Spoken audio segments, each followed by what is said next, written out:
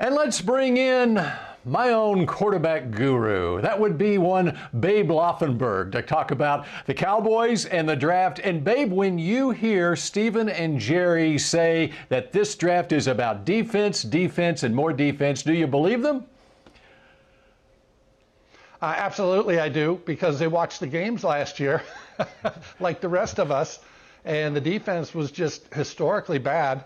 Couldn't stop anybody, couldn't stop them on the ground, had a difficult time through the air. So I look at Carolina last year, Bill Jones, they became the first team in NFL history to devote their entire draft to defense. First time that's ever happened. Happened a couple times on offense, but never on defense. If the Cowboys walked away from this draft drafting nothing but defensive players, I'd be a happy man. Okay, well, let's talk quarterbacks a little bit here, because the story of this offseason around the league has been the quarterbacks. We got Matthew Stafford, we got Jared Goff, Carson Wentz, Sam Darnold, all changing teams during this offseason. This game is all about the quarterback, isn't it, Babe? Certainly is, and I think everybody knows that now. A lot of people have been preaching it for the last 10 to 20 years, but it never has it been more relevant than it is today. And I always say this too, Bill. People talk about the investment of money that they put into these quarterbacks and draft capital. Obviously, most of these quarterbacks taken in the top 5 picks in recent drafts, going back 5-6 years, they've all had to trade up and give up a bundle to get them. But it's not the draft picks. It's not the money. It's the investment in time, because you put into a guy 4 years thinking he's going to be your savior, he's going to be the guy to get you there, and 4 years down the road, you're starting over again. And you've seen it in Jacksonville. It's going to happen to them. They had Blake Bortles, I believe the 3rd pick in the draft. When he came out, well, here comes Trevor Lawrence this year. See it with Chicago, Mitch Trubisky, right? They put 4 years into him. That didn't work out. He's now going to be a backup in Buffalo. So, again, it's not the investment in money, it's the investment in time in these guys. All right, there could be 5 quarterbacks go before the Cowboys pick at number 10. You got Trevor Lawrence going number 1 at Jacksonville, Zach Wilson to the Jets. The intriguing thing, what does San Francisco do at number 3? In choosing between, let's say, Justin Fields and Mac Jones, which one is the better fit for Kyle Shanahan's offense? I think that's a good question that you pose, Bill, which is the better fit, not necessarily going to be the better quarterback. We don't know that. Of course, we don't know anything when you draft these guys. I always say you draft them, and then you hope they become the guy that you thought they would. But you look at Justin Fields, 4.4 something on his pro day. I just think in that Kyle Shanahan offense, which is very similar to the Mike Shanahan offense, so much of it is bootleg and rollout for the quarterback that Justin Fields would appear to be the better fit for San Francisco. What kind of intrigues me a little bit there is, obviously at 3, they didn't know who was going to be available, so they would have had to be happy with whoever was available. You knew Trevor Lawrence would be gone. It does appear the Jets are going to go Zach Wilson, but if that changes, you got to be happy with who's ever sitting there. Typically, when teams have moved up into that top spot, it's either been day of the draft where they move up and they can see who's there, or in a situation like the Goff Carson Wentz draft, Philadelphia moved up knowing that Wentz would be there at 2 and Goff would be taken at 1. So a little bit different for San Francisco, trading to 3 and hoping the guy that they like is going to be there. And then there's North Dakota State's Trey Lance, only 318 career college passes. It's pretty amazing with that small a sample size that he's being considered as a top 5 pick. What would Bill Parcells say about that? Bill Parcells would probably say, tell him I'm worried. Somebody would say, oh, you don't need to worry about that, Bill. He's only thrown 317 passes. He said, yeah, tell him I'm worried. And obviously he loved the 3-year starter. Jason Garrett was the same way. Wanted a guy that had played a lot and played at the highest level. Trey Lance is neither of those, hasn't played at the highest level, albeit a very good program at North Dakota State, as we well know.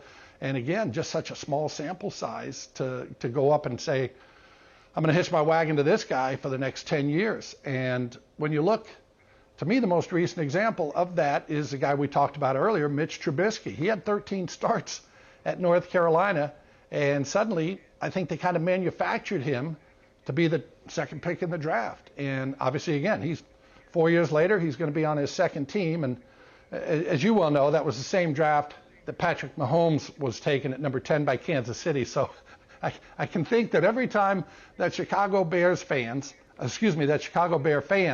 looks at Patrick Mahomes, they say, "You mean we could have had him?" So it'll be an interesting thing. And as you well know, nothing makes these drafts more intriguing than the quarterbacks. We've all seen them. We've all got opinions. I mean, anybody that watches a game has an opinion on the quarterback, where you won't have an opinion, let's say, on a center or a guard. You never really watch them. Draft people do. You do with the green book, but the average fan does not. They all are experts on quarterbacks.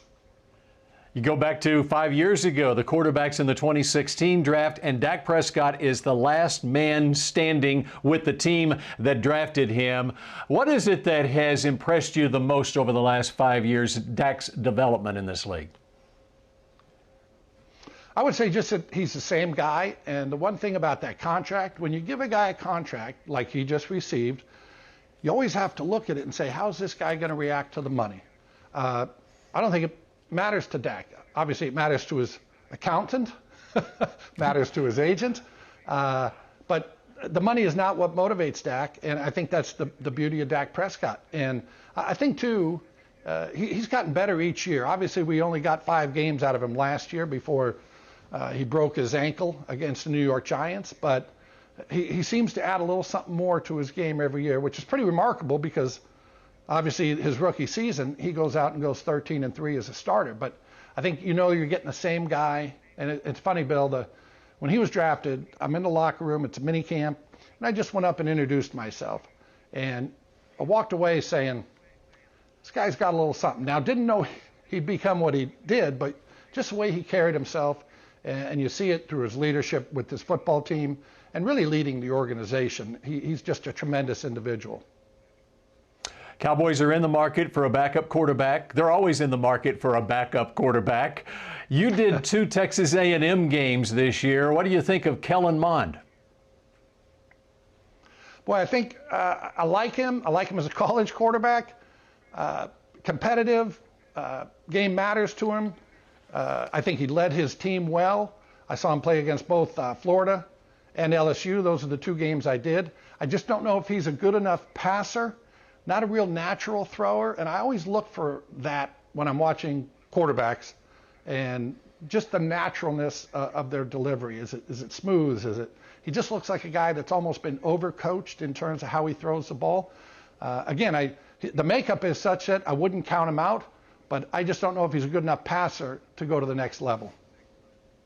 Okay, we are about to unveil my big green notebook Cowboys 7-round mock draft. Babe, I know you're anxiously anticipating that, but I need your input on this. I want to draft a backup quarterback for the Cowboys. You posted a picture earlier this week. You were with Sam Ehlinger, the Texas quarterback. I like a lot about him, but give me somebody I can draft for the Cowboys on the 3rd day. Yeah, and I feel the same way about him that I do about Kellen Mond. Great college quarterbacks, great competitors. Love having him on your football team. And I would not count him out in terms of making it, but just not sure if he's a good enough passer to do it at the NFL level. The guy I love is about 15 miles away from the Star. You just go south down the tollway and you go say hello to Shane Buechele. I think he's the same character kind of guy, but I just think he's a little bit better passer. And I would not be surprised if Shane Buechele has the type of career that Colt McCoy or a Chase Daniel, guys that are very familiar to Cowboy fans here, obviously one playing at Texas and the other being right up the road here at Southlake High School, as you well know, being the mayor of Southlake, Bill. But I see him as a guy that's going to have a 6 to 10 year career as a backup in the league. And if he was sitting there in the 6th round or thereabout, 6th or 7th, there's no question in my mind I would go get him. And, Babe, what must the Cowboys get out of this draft? Again, like we talked at the top, defense, and more defense. They're really, at all the offensive positions, they are set for the most part. Wide receiver, quarterback, running back. Offensive line, if they can keep them healthy. You can never have enough offensive linemen, but other than that, you go defensively, there's not a position. I wouldn't take a linebacker because they're already investing so much money in Jalen Smith and Leighton Vander Esch, and anymore, you don't play 3 linebackers. You don't need 3 linebackers on your team. But pass rusher, corner, can never have enough of them. And obviously they appear to be a team that's going to take a corner with that number 10 pick. Finally, Babe, you've been around Jerry Jones a long time. How much do you think Jerry would pay to take one little peek inside the big green NFL draft scouting notebook this week? I'll be honest with you, Bill, I don't think he has enough money. I do not think he has enough money. If the only way he could get that money together, it's like a guy getting bail, right? He'd have to sell the planes.